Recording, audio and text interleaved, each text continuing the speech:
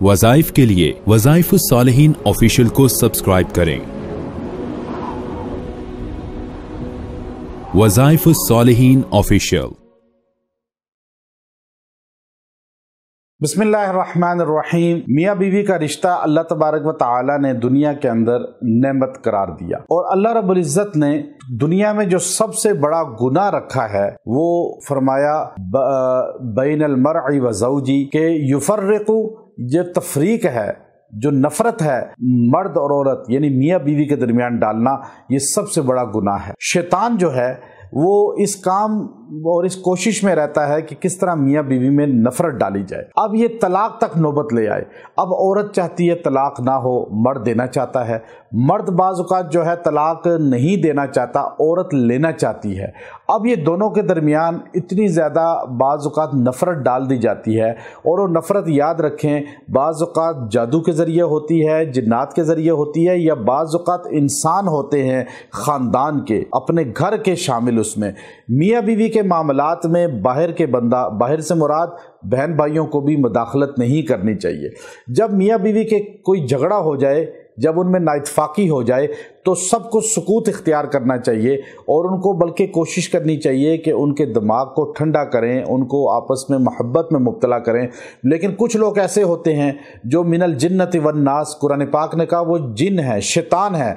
बाज़ का जिन्नात में से होता है शैतान, बाज़ का इंसानों में से होता है। बाज़ का ख़ानदान के अंदर बहन भाइयों में, बरादरी में कुछ मर्द कुछ औरतें शैतान बन जाते हैं, और वो उसको मज़ीद हवा देते हैं और उनमें नफ़रत मज़ीद पैदा करने की कोशिश करते हैं। याद रखिए, ये अल्लाह के यहाँ सबसे ज़्यादा गुनहगार लोग हैं, सबसे ज़्यादा मबगूज़ लोग हैं, सबसे ज़्यादा पकड़े इलाही का शिकार होंगे।